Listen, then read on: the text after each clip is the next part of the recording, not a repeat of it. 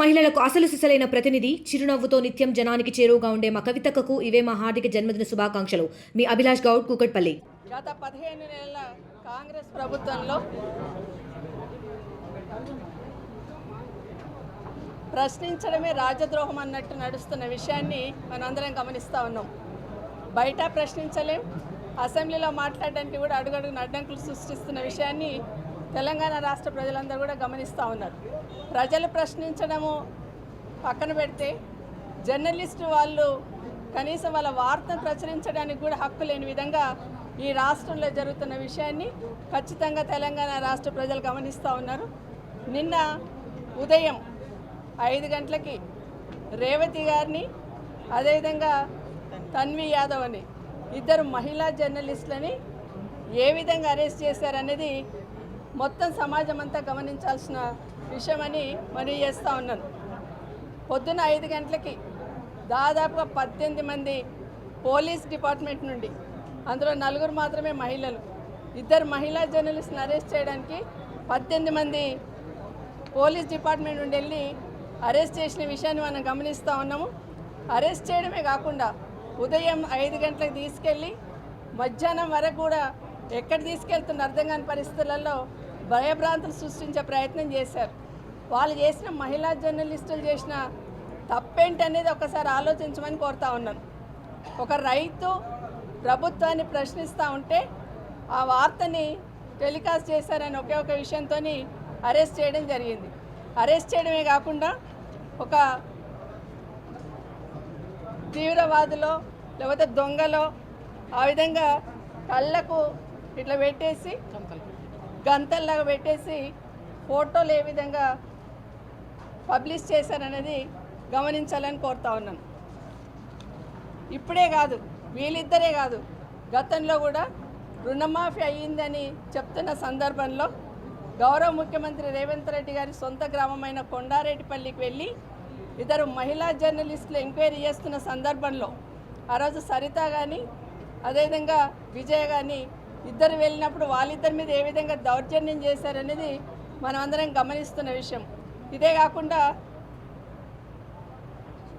కాకుండా Musi river front సంబంధించి మూసీ దాంట్లో దానికి బ్యూటిఫికేషన్ దాంట్లో కూడా మూసీ దాంట్లోని FTLలోనే ఇల్లుంది, రేవంత్ రెడ్డి గారి బ్రదర్ దాన్ని చూపించడానికి వెళ్ళిన ఇంకొక మహిళా జర్నలిస్ట్ మీద కూడా ఏ విధంగా కేసు పెట్టారనేది గమనించాల్సిన విషయం. వేదికలు ఎక్కితేనేమో అసెంబ్లీలో కానీ వేదికలు ఎక్కితే మా మహిళలని కోటీశ్వరం చేస్తున్నాం, మహిళలకి పెద్దపీట వేస్తున్నామని గొప్పలు చెప్తూ ఉంటుంది ప్రభుత్వం. కానీ కనీసం ప్రభుత్వ వైఫల్యాలను ప్రశ్నిస్తూ ప్రభుత్వ వైఫల్యాలను ప్రజలు చెప్తున్న దాన్ని టెలికాస్ట్ చేస్తున్న జర్నలిస్టుల మీద కూడా ఏ విధంగా దాడి జరుగుతుంది ఈ రాష్ట్రంలో అనేది మనం అందరం గమనించాల్సిన విషయం. ఇది దేశంలోనే ఢిల్లీ లెవెల్లో ఎడిటర్ సంబంధించిన వాళ్ళందరూ కూడా స్పందించిన విషయం. కానీ రాష్ట్ర ముఖ్యమంత్రి గారికి మరి ఈ విషయం తెలుసా, లేకపోతే ఈ రాష్ట్రానికి హోంమంత్రిగా పనిచేస్తూ ఉన్నారు. మరి హోంమంత్రిగా పనిచేస్తున్న రేవంత్ రెడ్డి గారికి మహిళా జర్నలిస్టులను అరెస్ట్ చేయమని మీరే పురమాయించారా అనేది ఈ వేదిక మీద నుండి ప్రశ్నిస్తూ ఉన్నాం. అన్నిటికన్నా ముఖ్యంగా కపిల్ సిబాల్ గారు, ఒక సైడ్ ఏమో రాహుల్ గాంధీ గారు బీజేపీ ప్రభుత్వం మీద అసహనానికి గురవుతుంది ప్రభుత్వం మాట్లాడుతూ ఉంటారు. కానీ ఈరోజు కపిల్ సిబాల్ గారు ఒక ట్వీట్ చేస్తున్నారు.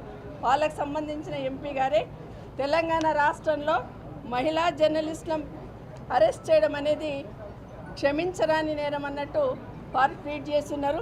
ఇది ఆ ప్రభుత్వంలో ఉన్న అసహనానికి ప్రతీకగా ఈ అరెస్ట్ ఉంది అనేది కపిల్ సిబాల్ గారు ఈరోజు ట్వీట్ చేయడం జరిగింది. అక్కడున్న కపిల్ సిబాల్ గారు ప్రశ్నిస్తారు, ఇక్కడున్న ముఖ్యమంత్రి గారికి కానీ ప్రభుత్వానికి కానీ కనీసం జరుగుతున్న విషయం పట్ల కూడా స్పందించే తీరిక లేదు. మాకు అర్థమైంది ఏంటంటే ఎవరు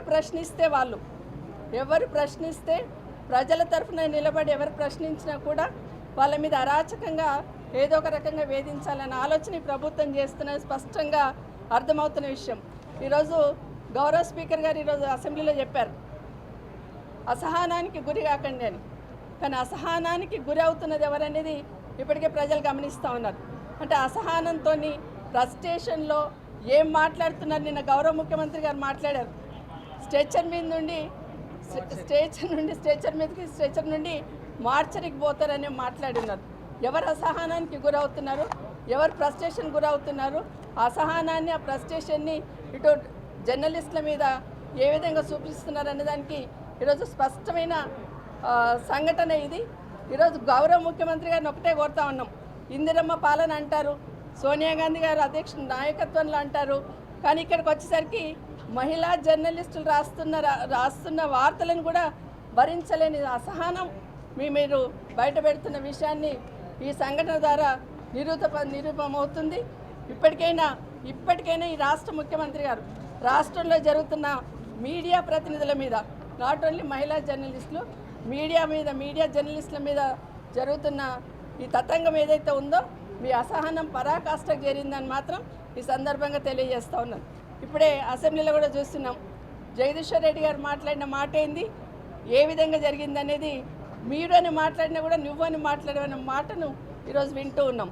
కనీసం మాట్లాడుతుంటే వినే స్థితిలో కూడా ఈ ప్రభుత్వం లేదు. ప్రతిపక్షం ఏం మాట్లాడుతుందని వినడానికి కూడా సిద్ధంగా లేరు. బయట జరుగుతున్న తంతే ఇక్కడ ప్రస్తావిస్తూ ఉంటాం, దాన్ని కూడా వినడానికి ఈరోజు సిద్ధంగా లేరు. ఎవరు మాట్లాడినా ఏదో ఒక రకంగా వాళ్ళని ఇబ్బంది పెట్టాలనే ప్రయత్నం ఈ రాష్ట్ర ప్రభుత్వం చేస్తూ ఉంది. మహిళా జర్నలిస్టుల అరెస్టును మరొకసారి మనస్ఫూర్తిగా ఖండిస్తూ ఉన్నాం. మరిన్ని వీడియోస్ కోసం ఛానల్ ని సబ్స్క్రైబ్ చేయండి. లేటెస్ట్ అప్డేట్స్ కోసం వాట్సాప్ ఛానల్ ని ఫాలో అవ్వండి. ఆ లింక్ డిస్క్రిప్షన్ లో ఉంది.